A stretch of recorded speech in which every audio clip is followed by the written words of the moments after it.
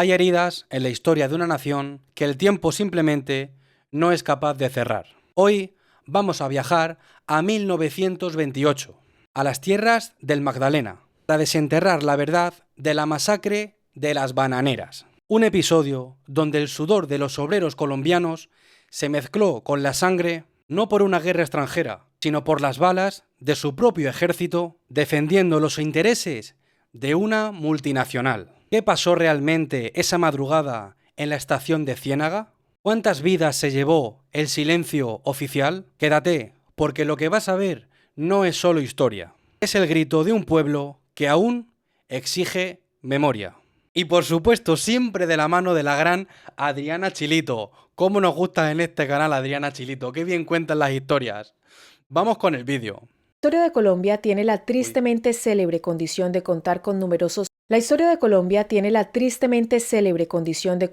numerosos hechos de violencia en su pasado político y social. Estas circunstancias han llevado al país a destacar en las noticias internacionales, en donde el terrorismo, los secuestros y los asesinatos forman parte de crónicas terribles. Pero a pesar de que han pasado más de 90 años, en la conciencia del pueblo colombiano aún perdura una huelga que derivó en una de las masacres más brutales y crueles que se recuerden en Latinoamérica. Un hecho que inspiró a autores como Gabriel García Márquez y Álvaro Cepeda Zamudio a relatar la tragedia para hacerla llegar a la gente. La madrugada del 6 de diciembre de 1928 fue una fecha en la que la historia de Colombia se apresuró a cambiar, instando e impulsando a diferentes actores políticos, como por ejemplo Jorge Eliezer Gaitán, de quien ya hablamos en otro video del canal. ¿Pero qué fue lo que pasó?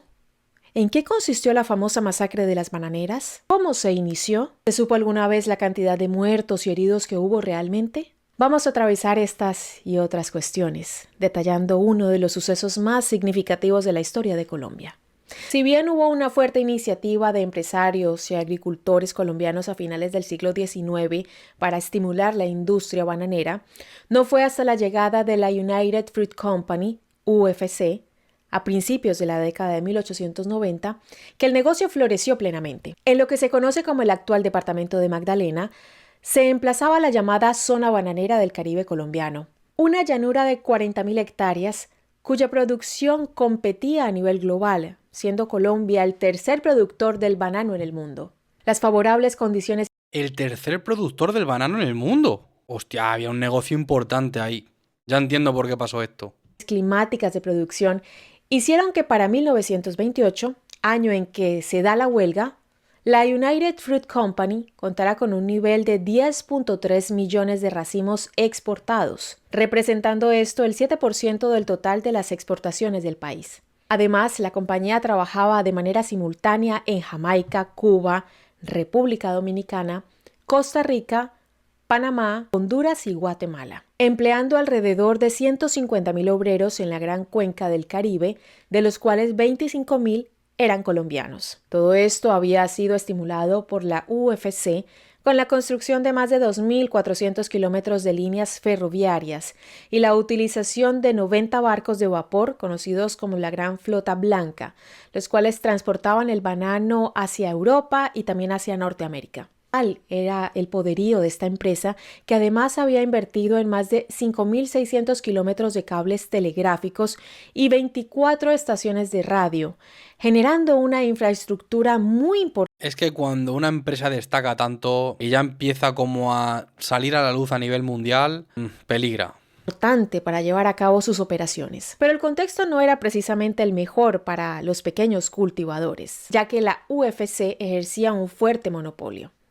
La única forma de acceder al mercado internacional para vender la fruta era a través de la multinacional, ya que no se les permitía comercializar de manera directa. Asimismo, estaban subordinados a su poderío para realizar tareas de riego y exportar, por lo que la compañía controlaba los precios del banano. También se veían sometidos en lo referido al acceso a créditos, para lo cual la UFC los instaba a firmar un contrato de producción preferencial por un plazo no menor a 5 años. Las condiciones que el pequeño productor... Es que claro, está jugando con las vidas de... Ya no está jugando solo con la exportación de banano. Es que está jugando con la vida de miles de familias que viven de esa producción. Entonces, si eres una mala persona o eres un explotador, al final vas a jugar esas cartas en contra de tus empleados y vas a intentar sacar el máximo rendimiento posible, olvidándote de lo que, básicamente, de la humanidad. Debía acatar, le aseguraban a la compañía la exclusión de posibles competidores locales, conduciendo así la demanda global de fruta y asegurando su posición frente a los vaivenes económicos, sociales y políticos del país. Esto era a grandes rasgos el contexto que la United Fruit Company había generado en la región bananera de Magdalena. Un dominio basado en el monocultivo y el control de las rutas comerciales, el cual se vería cuestionado ante la explotación y falta de consideración con sus empleados. Estalla la huelga. La United Fruit Company realizaba diversas maniobras para esquivar la legislación colombiana y así no pagar contraprestaciones a sus empleados. La más cuestionable y la que generaba toda una serie de abusos era la de subcontratar mediante la utilización de terceros, por lo que en el contrato laboral quedaba estipulado que los detalles del trabajo serán a cargo del contratista y ni el contratista ni sus empleados serán trabajadores de la United Fruit Company. De esta forma, la multinacional se desligaba de sus responsabilidades y no se hacía cargo de cumplir leyes laborales que estaban vigentes en el país desde 1915, negándose a otorgar los beneficios correspondientes. Fue así como el 6 de octubre de 1928 se redactó un pliego de peticiones para ser presentado ante las autoridades, el cual se aprobó por unanimidad en la ciudad de Ciénaga, en la Asamblea General de la Unión Sindical de Trabajadores de Magdalena. Allí se hacía un pedido formal a la United Fruit Company de primero, seguro colectivo obligatorio; segundo, compensación por accidentes de trabajo; tercero, habitaciones higiénicas y descanso Pero, ¿habéis dado cuenta de lo que están pidiendo? O sea, vamos a ponerlo otra vez. por accidentes de primero, seguro colectivo obligatorio; segundo, compensación por accidentes de trabajo. Compensación por accidente de trabajo. O sea, básicamente, que si te rompes una pierna, no te dejen tirado, sin cobrar y te dejen sin trabajar. Una compensación por accidente de trabajo, porque tú el daño te lo has hecho trabajando. Hombre, si te lo haces en tu casa no, pero si te haces el daño trabajando, es un riesgo que cometes por desempeñar esa función. Deberían cubrirlo, ¿no? No lo cubrían. Es que yo pensaba que iban a pedir unas cosas de, bueno, pues yo qué sé, una huelga, pues digo yo, bueno, pedirían unas cosas que a lo mejor la empresa no puede afrontar porque tiene muchos empleados. Pero es que o sea, por lo menos lo que están pidiendo hasta ahora tampoco es nada del otro mundo, ¿no? Habitaciones higiénicas y descanso dominical remunerado. Cuarto, aumento en 50% de los jornales de los empleados con menor paga. Quinto, supresión de comisariatos, los cuales perjudicaban a los comerciantes locales. Sexto, cesación de préstamos por medio de vales. Séptimo, pago semanal. Octavo, abolición del sistema de contratistas. Noveno, mejoras en el servicio hospitalario, ya que la zona no contaba con establecimientos adecuados. La compañía hizo oídos sordos a estas peticiones, y el 12 de noviembre de 1928 estalla la gran huelga en todo el territorio. Los 25.000 trabajadores de las plantas. 25.000 trabajadores. Imaginaos la producción que estaban sacando. Imaginaos el dinero que estaba ganando la empresa. Y aún así no los daba unos mínimos servicios. Eso es que no te importe directamente ni la vida ni la humanidad de las... Es que eres, no sé, es una empresa, tío, yo no sé. Comenzaron un boicot en el cual se negaron a cortar la fruta, lo que tenía como objetivo principal forzar a que la United Fruit Company mejorara las malas condiciones laborales a las que eran sometidos. Rápidamente la situación escalaría afectando no solo a los huelguistas, es que es muy al esclavismo, si lo pensáis, sino a la región en general. La región en apuros. Debemos destacar que la situación que generó la huelga de trabajadores bananeros afectó a escala general a otros actores socioeconómicos de la región. Fue así como los obreros del puerto al servicio de la gran flota blanca y los trabajadores del ferrocarril de Santa Marta, así como también pequeños agricultores, comerciantes y tenderos, vieron cómo su economía mermaba ante la falta de movimiento que originaban las plantaciones. Los diversos comerciantes de los pueblos de la región bananera dependían en gran medida de la negociación de bebidas, alimentos, herramientas y ropa con los trabajadores. Muchas tiendas cerraron sus puertas, al mismo tiempo que los comisariatos de la United Fruit Company se fortalecían. Estos eran comercios administrados exclusivamente por la multinacional que a medida que la huelga se endurecía, también vieron caer sus ganancias, lo que derivó en una escasez casi completa de productos en la región. El conflicto en la Ciénaga empeoraba, y a la huelga se sumaban los pequeños comerciantes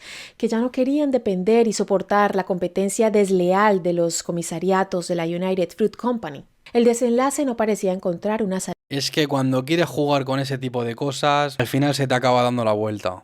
salida fácil. Resulta interesante mencionar que para el grueso de la población del país, las cosas no eran tan graves y lo que sucedía en la región bananera parecía un conflicto menor y con poca trascendencia. En esta línea, el 29 de noviembre, el diario La Prensa de Barranquilla hizo mención a que... Bueno, con poca trascendencia y algo menor, no creo, porque si 25.000 empleados que estarían produciendo un montonazo de exportación dejan de producir de golpe, eso no es solamente un fallo menor ni un ataque menor.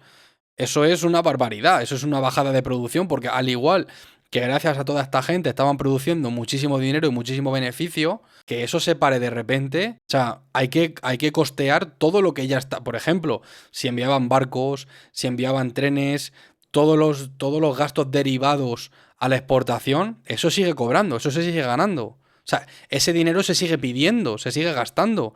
Entonces, si paran de producir, lo que ya está mandándose, porque en esa época tardaría bastante en llegar, eso sigue pidiendo un gasto. Entonces, no es solamente lo que dejan de producir, sino lo que sigue gastando. la huelga se estaba solucionando. Al parecer, un intercambio telegráfico entre la oficina de trabajo con el periódico indicaba que los ministros de Industria y de Gobierno estaban en Magdalena. Estos estaban manteniendo al parecer reuniones con los huelguistas en buenos términos y sin hechos de violencia a la vista. En esa misma fecha, y tal vez con la esperanza de limar asperezas y retomar el camino a lo que la compañía consideraba normalidad, la United Fruit Company abonó a los obreros la primera quincena de los salarios que adeudaba. Pero la situación comercial era realmente mala. Se había dado una caída estrepitosa de las ventas y los bancos no podían regularizar los cobros de deudas.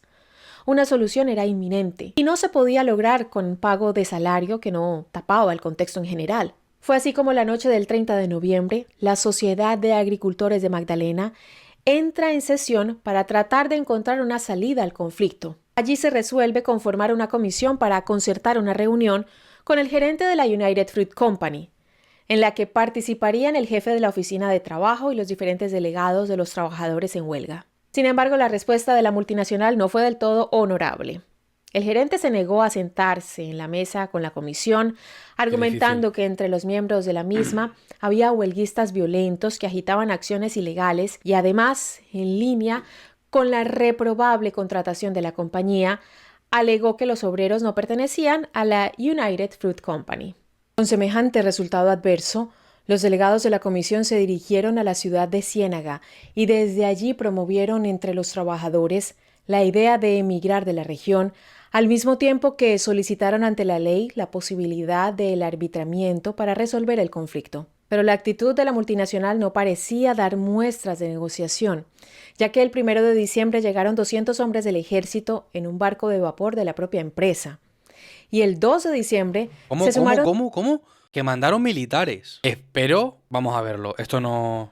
300 militares más, los cuales ocuparon el Palacio Municipal. Resulta paradójico pensar que el gobierno de la ciudad no tenía idea de la llegada de estos soldados, algo que habla del poderío y el control que ejercía la compañía en la política de la región. Cabe destacar que el comandante de la zona a cargo de reprimir y dar por finalizada la huelga había solicitado expresamente a militares que no pertenecieran a la ciudad, ya que dudaba que al momento de tomar acciones muchos dudaran o directamente se negaran a avanzar. Esto se debía a que la mayoría eran ex trabajadores de las bananeras o tenían familiares entre los huelguistas. Señores, que no se nos olvide que lo que estaban pidiendo principalmente era un servicio de salud y días de descanso. Y ahora estamos con militares allí. El lunes 3 de diciembre, los periódicos locales y regionales habían cambiado su visión de los hechos y publicaban en sus páginas que la realidad de la huelga era más grave que nunca. El clima era cada vez más tenso y en esta línea el gobierno de Estados Unidos envió un barco a la región con intención de salvaguardar la integridad de sus diplomáticos y de los miembros de la United Fruit Company, ya que pensaban que tal vez los huelguistas los atacarían. Para el 4 de diciembre, la situación no parecía llegar a una resolución pacífica y el secretario de gobierno de Magdalena lanzó una críptica declaración a un periódico. Los términos de la conciliación amistosa no parece que hayan tenido éxito ninguno. Los últimos días previos a la masacre. En estos últimos días, los militares continuaban realizando detenciones masivas y arbitrarias de huelguistas, al mismo tiempo que el general a cargo esperaba que se decretase el estado de sitio. Los trabajadores bananeros establecidos en Ciénaga se organizaron para efectuar acciones que afectaran cada vez más el normal desarrollo de la actividad comercial de la United Fruit. Fue así como se encargaron de dañar la fruta que fuera cortada, volviéndola imposible para su comercialización. Además, paralizaron el tren que intentaba llevar racimos de bananos a los puertos, acostándose en las vías. También ocuparon fincas bananeras de grandes propietarios que ordenaban a los trabajadores que siguieran con sus labores. Además, el trabajo tiene pinta de ser duro, porque si todo lo que tienen que hacer es cargar todos los racimos de banano en el hombro y llevarlos hasta la estación de carga, eso tiene que pesar. Eso tiene que pesar un montón. Si tu día sin descanso, esa es tu vida sin descanso, esa gente debería estar físicamente destrozada, claro. Ahora entiendo por qué pedían los servicios de salud. En una situación en particular, llegaron a amarrar al dueño de una de estas fincas junto a sus colaboradores más cercanos, liberando a los animales e impidiendo las funciones normales de cortado. En muchos de estos incidentes se generaban enfrentamientos entre los huelguistas, con los dueños de las fincas y con el ejército. El 5 de diciembre sería clave, ya que un atemorizado gobernador del departamento de Magdalena decretaría finalmente el estado de sitio. Su siguiente acción sería esconderse en el Palacio de Gobierno, escoltado por la policía y el ejército, ante el miedo creciente de que los manifestantes instaran a su derrocamiento. En ningún momento hizo frente o intentó dialogar con los huelguistas. Lo siguiente fue un decreto del Consejo de Ministros con posterior aval del Consejo de Estado. En este decía que se determinaba la alteración del orden público en la zona bananera de Magdalena. Los principales argumentos eran las pérdidas económicas que había generado la huelga y la insubordinación de los obreros que, según el gobierno, se habían apoderado de la zona. Había además un interés de restaurar el orden público bajo la premisa de que, si esto no se lograba, el gobierno de los Estados Unidos enviaría marines. Los rumores sobre barcos de guerra norteamericano eran cada vez más. A esta altura del conflicto, la prensa internacional se hacía eco de la situación, ya que la imposición de un estado de sitio resultaba una medida singular e impactante para tratar de paliar la tensión. Por su parte, los periódicos nacionales hablaban de la huelga más numerosa y larga de la historia del país, con una duración de 30 días y que para ese momento contaba con la participación de 32.000 obreros. Además, y casi sin esperanzas, volvían a destacar que era improbable que la situación se resolviera en buenos términos. Y efectivamente, eso fue lo que sucedió. La matanza. La noche del 5 de diciembre de 1928, los trabajadores de la United Fruit Company se enteraron de la disposición firmada por el gobernador del departamento de Magdalena.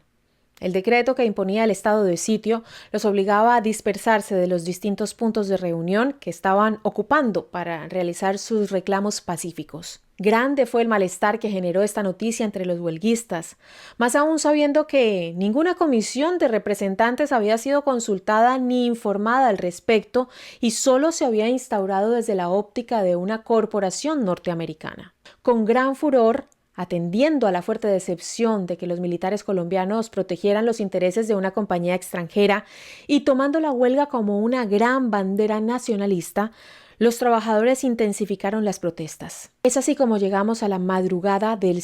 Sí, a ver quién era más fuerte, ¿no? O sea, en vez de dialogar, a lo mejor los trabajadores sí querían dialogar, para eso hicieron un sindicato, ¿no? Hicieron unas huelgas para dialogar, pero cuando empezaron a llegar militares y personal armado, y ya se metió Estados Unidos de por medio, como siempre, ¿por qué ellos se enfrentaron si no eran personal armado? O sea, entiendo por qué yo me enfrentaría a ello. O sea, la única diferencia que yo estoy viendo aquí, que es lo que no me está cuadrando, que a lo mejor me lo podéis aclarar vosotros, aquí en directo o en comentarios cuando lo suba en YouTube, es si no eres esclavo como tal y eres un trabajador, ¿por qué no directamente dejas de trabajar ahí y te vas? Esa es mi pregunta. A lo mejor parece un poco obvia, ¿vale? A lo mejor parece como, ¿qué dices, tío? Tal. No sé, yo lo que estaba pensando, o sea, poneros en la situación de estas personas. Estás en un trabajo que se está llevando tu vida, en una situación sin salud ninguna. Estás en una situación insalubre totalmente para ti. No tienes derecho de nada. Y encima estás viendo que está viniendo gente armada y cuando tú estás haciendo una huelga y el bando contrario, por así decirlo, se está armando, significa que no te han escuchado y tampoco tienen intención de escucharte. Entonces, por muy duro que sea salir de allí, ¿qué es mejor? O sea, yo lo veo así, chicos. Yo lo veo así. Yo directamente diría, vale, ya está. Mi vida está por encima de cualquier cosa. Cojo las maletas y me marcho de ahí. ¿Que voy a ir a una vida peor? Complicado, pero bueno. Pero antes que enfrentarme con personal armado contra militares, prefiero irme. 6 de diciembre de 1928, momento en el que se le ordenó al ejército colombiano que hiciera cumplir las disposiciones del gobernador del departamento de Magdalena. Los militares llegaron a la plaza cercana al ferrocarril a la 1:30 de la mañana, en donde los huelguistas estaban acostados. Porque es gente campesina, donde la United Fruit Comp tiene el monopolio. Eres una persona sin estudios. Recordemos que esto sucedió en la década de los 20, donde ese era su único sustento, claro. Claro, también es verdad. Porque esa gente de esa región donde nació toda su familia y hermanos y primos. Y allí es donde viven. Y es el poco trabajo que hay. Claro, es que se hace difícil, para mí por lo menos, se me hace difícil pensar en la extensión tan grandísima de terreno y en una empresa con tantísimos miles de trabajadores. Que prácticamente no se veía como una empresa, es que se veía como que era lo que te había tocado vivir, ¿verdad? En los playones al aire libre y en los alrededores de la estación de tren. Lo primero que hizo el ejército fue ordenar a los trabajadores que se dispersaran y para reforzar la demanda leyeron en voz alta el texto del decreto legislativo que disponía el estado de sitio. Después le dieron 15 minutos a la multitud para que abandonara el lugar y se separara. Sin embargo, esto no sucedió. E incluso comenzaron a... A ver, puestos en la situación que me acabáis de proponer, tenéis toda la razón del mundo. O sea, si yo tengo ahí toda mi familia, mis padres han estado ahí, yo estoy ahí, mis hijos van a estar ahí, mi familia actual está ahí, hasta donde llegue llegamos. Porque para irme yo y dejar ahí a los míos y dejar a toda mi familia ahí y toda la gente de mi región, me quedo y hasta donde llegamos, llegamos. Escucharse gritos con las consignas ¡Viva Colombia! Y ¡Viva Colombia Libre! Mientras se agitaban pancartas alusivas a la lucha obrera y en contra de la explotación laboral. La siguiente advertencia llegó con 3 toques de corneta a intervalos de 1 minuto al ritmo de los tambores. Previamente el ejército avisó que si para el tercer toque la multitud no se disipaba, lo siguiente sería dispararles. Pero la lucha obrera estaba en su punto más alto y el clamor popular de los trabajadores de la United Fruit Company, que buscaban una vida mejor, se mantuvo. Eligieron no dispersarse y continuaron frente al ejército de su país, tal vez pensando que sus compatriotas no les dispararían y que todo era parte. Poneros en la situación, ¿vale? Os dan 15 minutos para salir de ahí y salvar vuestra vida. Y tú, por un ideal, por necesidad o por lo que sea, o por tener ahí a tu familia, decides durante 15 minutos saber el destino que te espera mientras dices viva Colombia y te quedas ahí hasta el final. Imaginaos la situación que vivió esa gente. De una muestra de poder, o tal vez pensando que apuntarles con armas de fuego era solo una advertencia. Sin embargo, lo que parecía lejano sucedió en pocos segundos y los disparos no se hicieron esperar. Rápidamente las balas del ejército colombiano contra los obreros en huelga y... Esto es lo que más me preocupa, el ejército colombiano. El ejército colombiano contra sus compatriotas para una empresa extranjera. Eso es lo que no me termina de cuadrar, chicos. Porque ellos, claro, confiaban en su ejército anís. Confiaban en su ejército. Por eso pensaban que no le iban a disparar. Yo tampoco me lo habría esperado, la verdad.